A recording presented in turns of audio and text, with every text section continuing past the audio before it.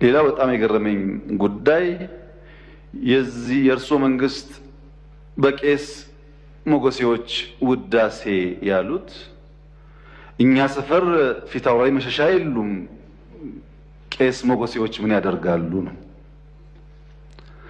ቄስ ሞገሴ ፊታውራሪ መሸሻ በሌሉበት ህልውና እንደሌላቸው ስለሚታወቅ ባይሆንኛ ጉዱ ካሳዎች ብንባል ያምር ይሆናል እንጂ ቤት በኩል ነው ቄስ ሞገሴዎች እኛ ሰፈር የሚታዩት። ምክንያቱም እኛ ትናንትና ናፋቂዎች፣ ትናንትናን ለማጽናት የምንሸረግድ ሰዎች ሳንሆን ነገን ለልጆቻችን ለመስራት መጋፈጥ የማይጋባንን ጉዳዮች የምንጋፈጥ ለውጥ ፈላጊዎች ነን። ጉዱ ካሳዎች ነን።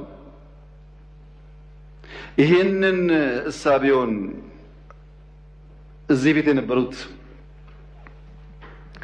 ሐዲስ ዓለማየሁ ላፍታ ተነስተው ጥያቄውና ኢትዮጵያ ውስጥ ያለውን ነገር ቢመለከቱ ምን ነው ያብዬን ወደምዬ የሚሉ ይመስለኛል።